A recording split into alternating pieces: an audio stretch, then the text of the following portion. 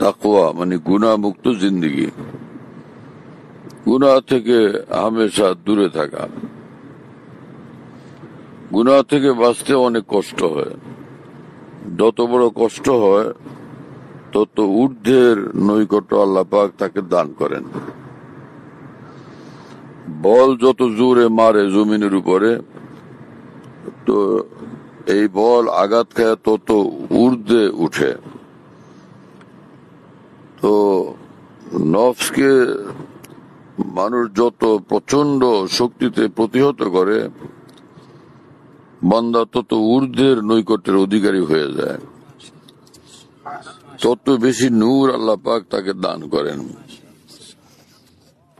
বাচ্চা যদি চিৎকার করে তো মায়ের মনে মায়া লাগে, মা বাচ্চার দিকে মোতাবজ্জে হয়, আকৃষ্ট হয়। যদি হালকা হালকা কান্দে তো মাও হালকা হালকা আকৃষ্ট হয়। আর বাচ্চা যদি গলা ফাটার চিৎকার শুরু করে, মা সেখানে দৌড়ে গিয়ে হাজির হন, সবর করতে পারেন না, সহ্য করতে পারেন না। বান্দা একটু অল্প অল্প কষ্ট করে, তখনও আল্লাহর রহমত আর নৈকট্য পায় সে।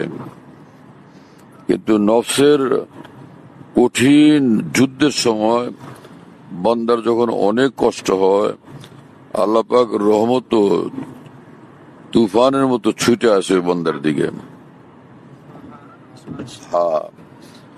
যখন মানুষ নজর হেফাজত করে, বিভিন্ন নারী থেকে নজর হেফাজত করে, যাদের সঙ্গে পর্দা ফরজ তাদের থেকে নজর হেফাজত করে, তো নজর করার সুযোগ থাকা সত্ত্বেও নজর বাঁচানো কত যে কঠিন, ভুক্তভোগীরাই সেটা বুঝে।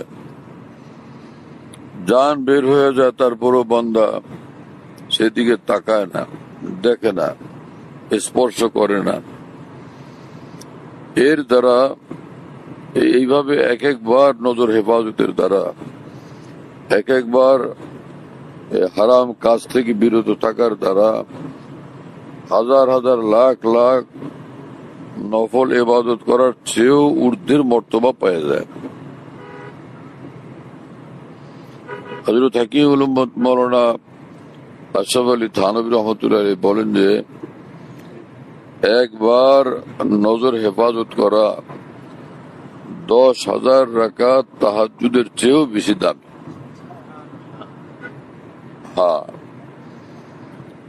আমার ভাইয়ের জন্য আমরা দিন রাত নিজেকে পাহারা দিব। মানুষ সম্পদ পাহারা দেয়, টাকা পয়সা পাহারা দেয়, আমরা দিন রাত আমাদের ইমানকে পাহারা দিব, তাকওয়াকে পাহারা দিব, আল্লাহর সঙ্গে মহব্বতের সম্পর্ককে পাহারা দিব, যে যাতে করে ইমানের নূর নফস শয়তান ছিনে নিতে না পারে, আল্লাহর মহব্বতের নূর ছিনে নিতে না পারে, তাকওয়ার উপরে কোনো আঘাত আসতে না পারে, গুনাহমুক্ত জিন্দেগির উপরে কোনো দাগ লাগতে না পারে। সেটার জন্য সর্বদা আমরা অতন্দ্র প্রহরী হয়ে থাকবো ইনশাআল্লাহ তাআলা। সীমান্তের সৈন্যরা যেরকম সর্বদা একদমই সচেতন, একদম সর্বক্ষণ প্রস্তুত থাকে, সতর্ক নজর রাখে, কঠোর নজরদারি রাখে, শত্রু যাতে দেশে প্রবেশ করতে না পারে, তার চেয়ে বেশি দায়িত্ব হলো আমাদের নফসের বিরুদ্ধে কঠোর থাকা, সতর্ক থাকা, সচেতন থাকা, নজরদারি রাখার। আল্লাহ তাআলা আমাদেরকে তৌফিক দান করেন। 5 ওয়াক্ত নামাজ আদায় করি, এক বড় আমল। যদি মানুষ গুনাহমুক্ত থাকে আর 5 ওয়াক্ত নামাজ আদায় করে, তার অন্তর বিশাল নূরের এক দরিয়া হয়ে যায়। সেজদা, এক এক সেজদা নূরের এক দরিয়া। হ্যাঁ, এক এক রুকু নূরের এক দরিয়া। যদি গুনাহ থেকে বাঁচে তো মানুষ নূরই নূর অনুভব করবে। এই সানার মধ্যে, সূরা ফাতিহার মধ্যে, রুকুর মধ্যে, রুকুর তাসবির মধ্যে, সুবহান রাব্বিয়াল আযীম, সুবহান রাব্বিয়াল আলার মধ্যে নূর আর নূর অনুভব করবে ইনশাআল্লাহ তাআলা। এমন স্বাদ লাগবে, এত মজা লাগবে, এত মধুময় মনে হবে যে আসমান জমিন পুরাটাকে মধু দিয়ে ভরলে যত স্বাদ মজা, এক সেজদার মধ্যে তার চেয়ে বেশি স্বাদ মজা আল্লাহ পাক নসিব করে দিবেন। আল্লাহ আমাদেরকে হিম্মত করার তৌফিক দান করেন। হ্যাঁ, হযরত হাকিমুল উম্মত থানভী রাহমাতুল্লাহ আলাইহি বলেন, যেখানেই বান্দা হিম্মত করে সেখানে আল্লাহ পাক তাকে সাহায্য করেন। হিম্মত করলে আল্লাহর মদদ আসে, হিম্মত করলে আল্লাহর মদদ আসে। হযরত হাকিমুল উম্মত থানভী রাহমাতুল্লাহ আলাইহি বলেন যে আল্লাহর মহব্বতের পথে কামিয়াব হওয়ার জন্য দুই জিনিস দরকার। একটা হলো আমরা নিজেরা হিম্মত করব যে আমি আল্লাহর হুকুম মোতাবেক চলব, আমি কোনোভাবে আল্লাহকে নারাজ করব না। আরেকদিকে আল্লাহ ওয়ালাদের দোয়া নিব, আল্লাহ ওয়ালাদের দোয়া, আল্লাহর খাস বান্দাদের থেকে দোয়া নিব, তাদের সঙ্গে মহব্বতের সম্পর্ক রাখবো, তাদের সঙ্গে উঠা বসা করব। এই দুই জিনিস জারি থাকলে এর বরকতে গুনাহমুক্ত জিন্দেগি নসিব হয়েই যাবে ইনশাআল্লাহ তাআলা। হ্যাঁ, আর সেই সাথে প্রতিদিন একটা সময় ঠিক করে কিছু সময় আল্লাহ পাকের জিকির করব। জিকিরের দ্বারা অন্তরে নূর পয়দা হয় এবং নূর বাড়ে। যত বেশি জিকির হয় ততই নূর বাড়তে থাকে।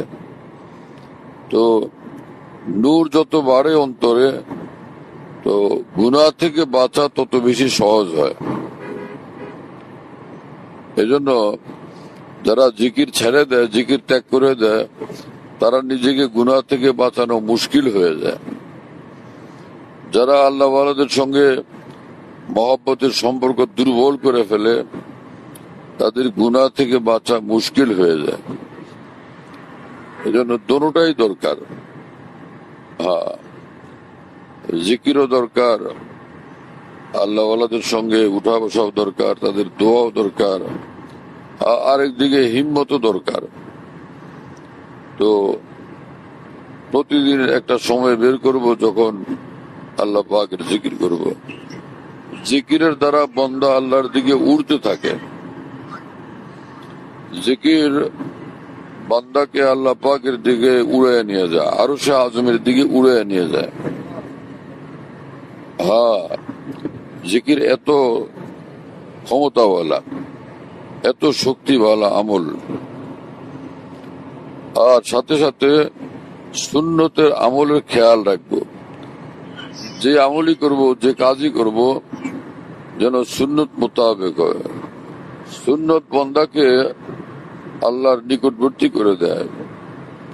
সুন্নতের আমল দেখলে আল্লাহ পাক খুশি হয়ে যান, বান্দাকে কাছে টেনে নিয়ে যান যে বান্দা আমার, এই বান্দার মধ্যে আমার রাসূলুল্লাহ সাল্লাল্লাহু আলাইহি ওয়াসাল্লামের জিন্দেগীর খুশবু পাওয়া যায়, আমার রসুলের নিশান পাওয়া যায়।